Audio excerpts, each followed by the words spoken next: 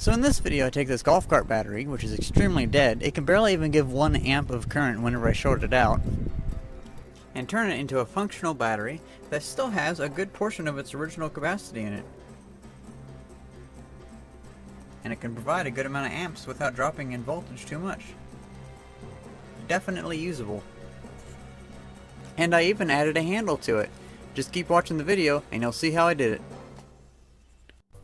This is a very dead 6-volt deep cycle lead acid battery. This came out of an old golf cart. You can also find these inside of old forklifts and old electric cars. Now I got this before it was going to go to the recycling center, because what I did was I took an old battery like this one that I know I can't really fix. I took it to my local to a local store that sells and takes in core charges. I put it on the recycling skid and I took off that battery, because at the end of the day all they care about is the same number of batteries. And so let's try to revive this, and if it doesn't revive, we'll just take this one in and I'll trade it for another one. So the first thing we need to do is we need to open up the cells and check to make sure there's liquid over all of the cells, all the plates. You can see inside the cells there is liquid. Like if I hit the battery, the liquid jostles around a little bit, and it is above the plates. Now look at the plates. You can see that they are a little bit white, light grayish. That means that they do have a lot of sulfate buildup, but it should be manageable. The good thing is they are a deep cycle battery, which means that there's less chance of it shorting out because there's more space between the plates.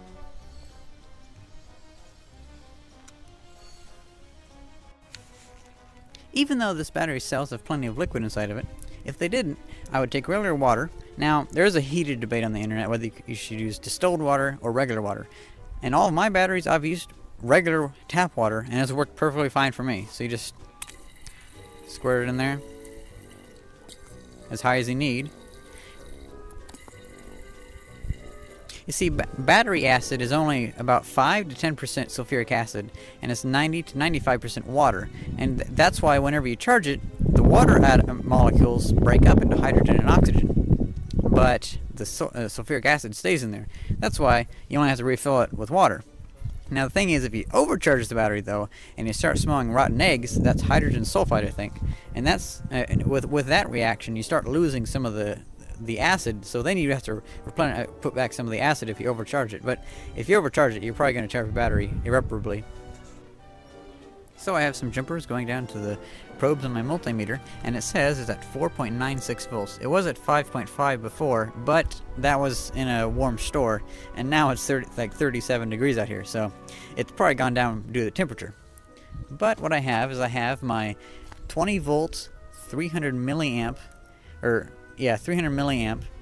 solar panel, and we're going to attempt to charge it.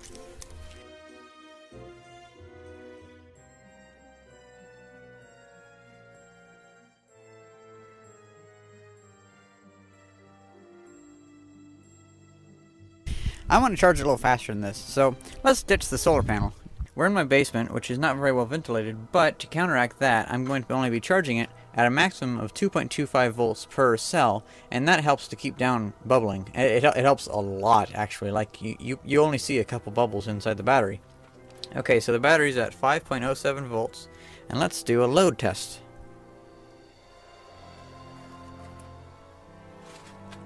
At around 3 volts, it's pulling 3 amps, so it's not doing too good at all.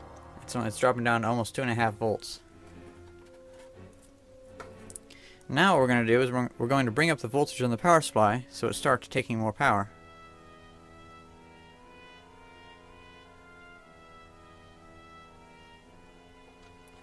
And what it's doing is it's limiting it to 930 milliamps of current going into it, so about 1 amp. And then if this battery starts to reach the 6.7 volts, it will start using less and less current. But I don't know for sure if this battery is good enough to get to that state yet. So this battery's gone up to 6.69 volts. It's been charging for 3.5 days total, and it hasn't really gone up much in the past 12 hours. So I'd say that's probably pretty much close to being finished. I was hoping for it to reach 7 volts, but it's already bubbling a little bit, so I'll turn it off now, and let's see where the voltage dips down to.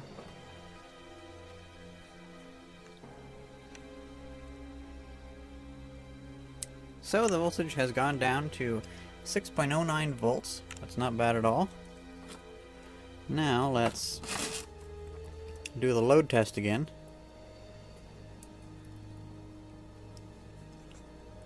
Very nice. Very nice indeed. It's only dropped like a 0.15 volts. Now I say let's do a discharge test to get the exact amp hours of the battery. So now we have the battery power going into the iMax B6 balance charger. And I'm going to utilize the discharge feature of it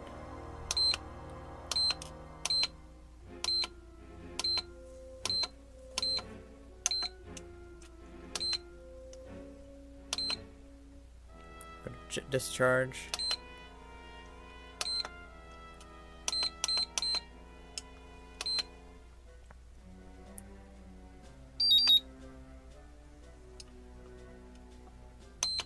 The cutoff voltage is 4.5 volts. Awesome. So now it'll be discharging. And as it discharges, it'll count up the milliamp hours of capacity that it uses. Well, it took 3 days and the battery gave 52 amp hours of capacity. And quite frankly, that's okay. That's about a quarter of its capacity. And it jumped back up to 5.72 volts. Not bad at all. And before I recharge it, let's see what the load test is.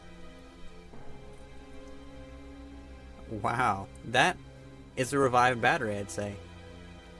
Even dead, it still can run a light bulb. So if your golf cart charger isn't charging your batteries because it doesn't detect your batteries as being good anymore, try to charge it with this method and you might get some capacity back. Because I have to say, 25% capacity might be able to do the job, and it could save you a couple $100 in new batteries.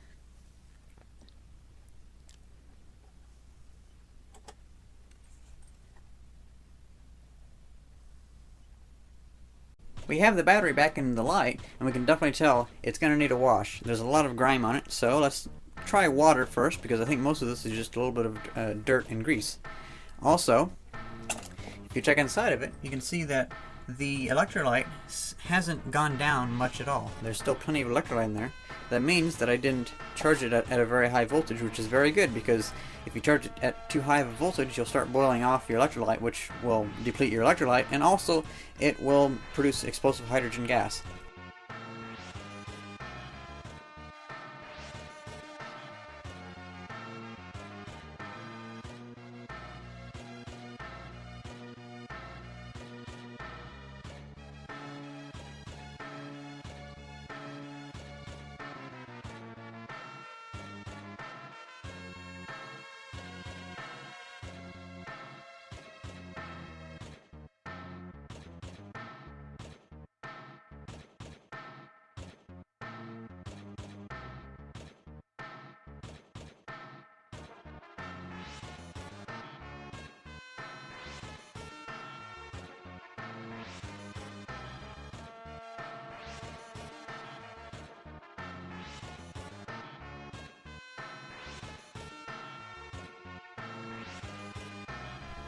So here's the battery, all cleaned up, and I think it came out really nicely. Unfortunately, the paint's chipping off the sides, but oh well.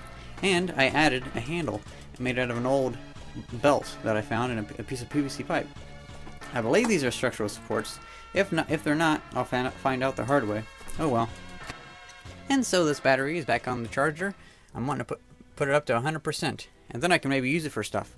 But I am going to be making another video later on in a few months after I've let this battery desulfator work on this. And then we'll do another discharge test and see what the results are of the battery desulfator. Now that thing is just a piece of crap, so don't take that as a result of all desulfators. That's just a crappy desulfator.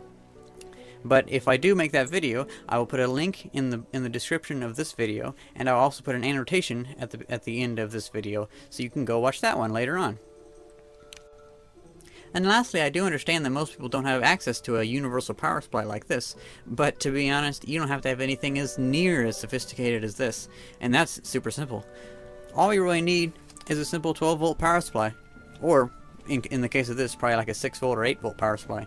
But just everybody has these laying around from old printers and lamps and stuff. Just you can find them everywhere in the garbage. Just you cut off the ends and you hook them up. It's as simple as that. And just monitor the voltage with your multimeter. I would recommend, if you're going to work with batteries, always get a multimeter, but they're pretty easy to come by. Well, I will keep you up to date on all my attempts to revive this battery even further. I hope you enjoyed this video, and thanks for watching. See ya!